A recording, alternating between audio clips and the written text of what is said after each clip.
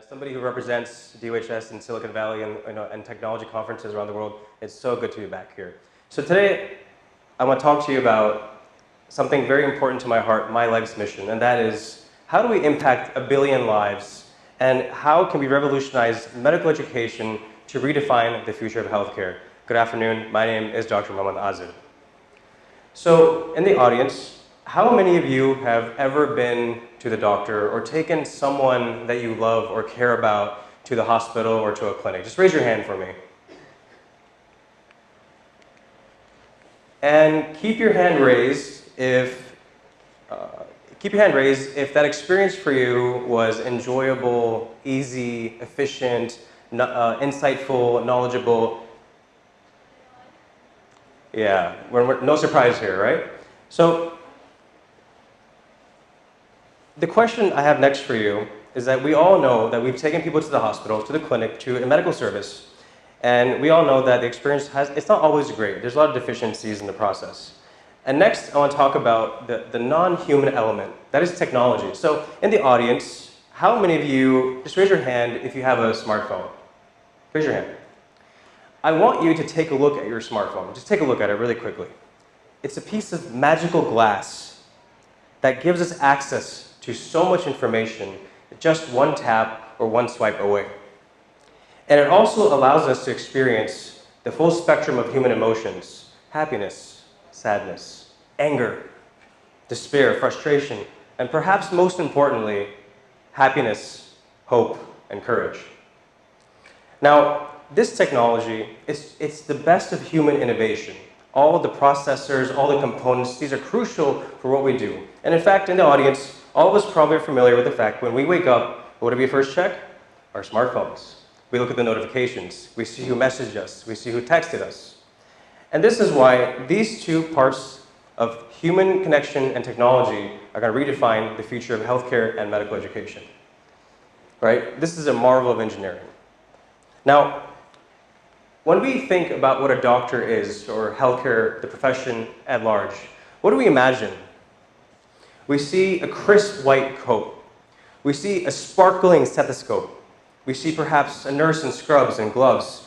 We have a preconceived notion of what somebody in healthcare is supposed to look like, at least for those of us in the profession or those of us who are medical graduates or students. And perhaps for the rest of the world, it's a TV show that doesn't seem to end even after 22 seasons. Now, can anybody tell me in the audience, just raise your hand, do you know of a doctor that can treat 1 million patients? Probably not. It's possible. What about 10 million patients? 100 million? 1 billion? Or perhaps every human on Earth? The answer goes exponentially towards most likely not. But technology can and is changing this. So, what if I told you that in the near future, we now have the systems and the technologies in place to build a global doctor. A system so powerful, it is even currently beyond our imagination, even though the work is currently under process. There have been advancements in Silicon Valley in hardware and software engineering across the world that are making these things possible. And this technology, within the near future, will start to trickle out towards the entire world, both hemispheres. And I'll say something which you might be surprised by. Earlier we spoke about the typical picture of a physician. Like I said, nice white coat, stethoscope, maybe a reflex hammer to tell you about your reflexes. But what if I told you your future doctor is not going to be necessarily a human? What if I told you your future doctor you're holding right now in your purse, in your pocket, it's with you? And this is a future that we're working towards. Now, before I talk about how this transformation is going to happen within probably our lifetimes, we first have to understand medical education. Where medical education has been, where medical education is currently going, and some potential prospects for how we take medical education into the future with new technologies. Now, I don't know about you, but I love memorizing charts like these. I think in the audience you guys probably do as well. It's so much fun. But the point that I'm trying to make here is, historically speaking, for decades, these are tried and true and tested methods that have resulted in success. There's no doubt about that. Typically, students will come to a lecture hall, a seminar room, a lab, or a place where education is conducted. And perhaps for a long time, the major element was passive learning. An experienced expert or professor or somebody who is very knowledgeable would disseminate information in such a manner. Lectures, PowerPoints, slides such as this one, and so forth. It's still part of our learning curriculum across the world. So the issue with this, and as somebody who's worked in medical education, students have often complained over the years that there are many issues with it, or that they find it unsatisfying, or that they have different complaints about it, which is fine. And that's a bit about where we've been. But where are we going with this? I'm not sure. Yes, so where are we going with this? Now, in recent times, things like ChatGPT, Claude, Gemini, large language models have really changed the game for students and, of course, faculty members and anybody who makes use of these technologies. These were unparalleled inventions. And for those who don't know, a lot of the inventions came out of Google, out of a research paper called Attention is All You Need. And this technology has dramatically changed the overnight perspective of how we can think about big, huge amounts of data. It truly is a mind-boggling amount of data. But the problem is, has medical education caught up to the modern standards with these innovative, bleeding-edge technologies? Many would say yes, many would say no. It's my personal belief that we have a lot of work to do, and this is part of my life's mission as well. Now, more bad news, perhaps. The World Health Organization has shown and stated that we will be deficient about 10 to 15 million physicians and healthcare workers, especially in low and middle income countries by 2030. That's not that far away. It's coming up on our doorstep. In fact, it's a problem right now, and we should have been working on this earlier, and we are, but there's still a reality that there is going to be a major shortfall. So how do we address this? What do we do about this?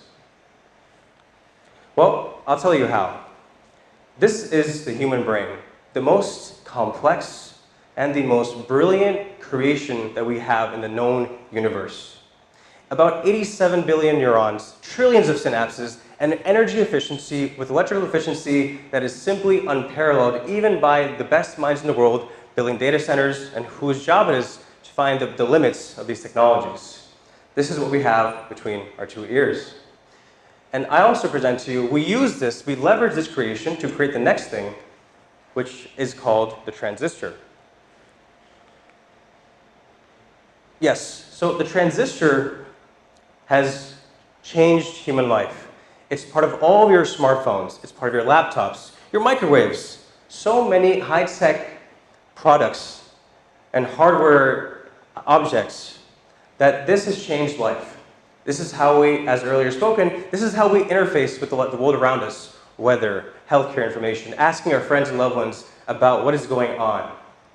And this, almost magically, the exponential scale at which this has continued to proceed is truly staggering. In fact, this is one of the most high-growth phenomena ever recorded in human history, and it's still not stopping. Now, how do we integrate these two concepts into medical education, healthcare, and impacting a billion lives?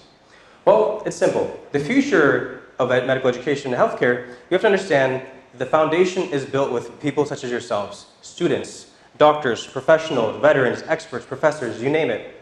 The healthcare delivery system has to be preceded by a great education system that is leveraging new technologies that are coming from the future.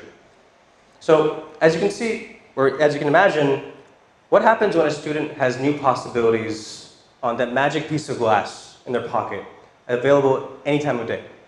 What happens when we imagine new educational experiences and new technologies being leveraged to deliver a more effective and more powerful user experience? There's three things I will tell you about.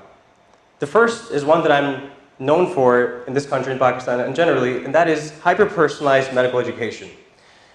All of us can probably understand our bodies are relatively the same. We have a similar amount of bones, the same muscles, the same heart, the same brain, the same kidneys, and so forth.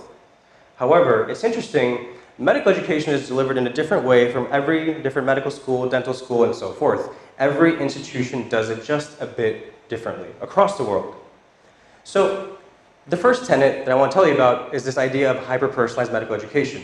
When we leverage these new technologies and we build user experiences and curriculum around these technologies, then the first tenet makes for a much more personalized, effective, useful, and enjoyable learning experience. And this is important because for students especially, this will build your future foundation as a good clinician and a good healthcare professional. What else is there? So the second big advancement is, again, this idea of large language models. The idea that we can synthesize so much of human knowledge. People talk about Wikipedia, people talk about the internet and the indexing of billions of web pages. This technology has unlocked such an important use case that we can access it anytime, anywhere, on any device. Whatever your query is, you can talk to it. And beyond that, large language models and machine learning, and AI in particular, it doesn't get tired. It's like having a personal tutor that you can talk to whenever you want. No question is too embarrassing.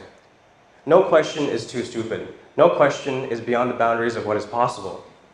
And more magically, this technology is the worst it's ever going to be, which means that it's only going to get better, and we have seen this in the actions and the results of many of the world's largest players who are working these technologies. Every week, every 2 weeks, there's a new breakthrough. It is truly a momentous time to be alive witnessing these technologies. Now, that's a bit about that, but what does this unlock for healthcare, right? Now, imagine you're a young doctor, you are in a rural setup, you're in a place with limited resources. Up until large language models, what were you going to do? Were you going to take all your books with you? Were you going to take all your notes with you? What would you do? Imagine you had limited resources, no help for hundreds of kilometers. These are realities that do happen in the world. But now, as I said earlier, that magical piece of glass, just a little bit of data access, maybe through satellite, you can now empower and treat so many more individuals and make the world a healthier place with this breakthrough. So the possibilities of large language models, or AI in particular, it is massive. And once again, to reemphasize, this is the worst it will ever be, which is a source of huge hope for all of humanity. It will get better and better and better. And perhaps something that's more futuristic, but this is my third tenet that I personally believe in, and that's the idea of agentic AI. These days, everyone is talking about AI, right? But what happens when we go into the future and to the bleeding edge? The late Steve Jobs once said, when humans are given a computer, it's like giving them a bicycle for the mind. It's one of my favorite quotes. But what happens when you give a computer its own computer? What happens when you give a computer its own bicycle? Now that's interesting, because that means we're unleashing the idea of autonomous reasoning. A computer that can act like a friend. A computer that knows everything about you in a secure and friendly way. It knows your strengths. It knows your weaknesses. It knows your activity. It knows where you might stumble. And this is the technology that we are creating, and this is the technology that's being built around the world, especially when it comes to medical education. So this is another inspiring aspect of the future that's coming, especially with medical education. So, I asked all of you earlier, who here has ever needed a doctor? And many of you raised your hands. And then I asked many of you, who here has ever had a smartphone? And many of you raised your hands. The reality is, your doctor might not be just a smartphone, but in many ways it will be. We will not lose doctors to AI, but we will lose doctors to AI who aren't using this new technology. The future is going to be one when we have our practitioners, our professionals, leveraging these powerful new technologies for the betterment of their